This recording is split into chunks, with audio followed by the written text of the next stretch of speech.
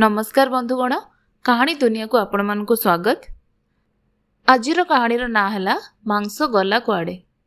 दिने गोखा जाई बजारु से मांस आणला आउ ता स्त्री को डाकी कहला, मु टिके जरूरी काम रे बाहर को जाउची, खाइला बेलू आसीबी, भल मांस तरकारी टीए बनैथिबु।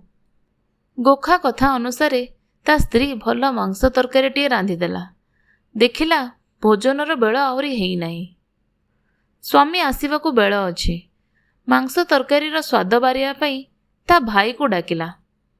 भाई सांगरे भौणी भी आसीगला। भाई भौणी चाखु चाखु सेरे जाक मांस तरकारी शेष करदेले। खाइबा बेल हेबारु गोखा घर को फेरी पीढ़ा पकई बसी पड़िला। मांस तरकारीर परिवेषण प्रतीक्षारे गोखा बसी रहिला। मांस तुण परसा न हेलारु गोखा ता स्त्री को डाकी पचारला, मांस तरकारी काई लो?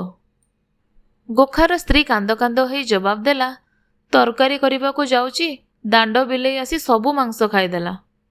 गोखा सबुदिन ता बिलेईर ओजन मापुला। संगे संगे पीढ़ारू उठी बिलेईर ओजन मापिला। देखिला बिलेईर ओजन जेतिकी थिला सेतिकी अछि। गोखा ता स्त्री को कहला, जदि बिलेई सबु मांस खाई थांता ताहले तार तो ओजन बढ़ी थांता, ताहले मांस गला कुआडे? गोखार स्त्री आ कौन बा करंते, कांद कांद होई मांस तरकारीर सबु घटना जाक गोखा को कहीदेला। आपण माने शुणुथुले जह्नमामूर एक कहानी मांस गला कुआडे।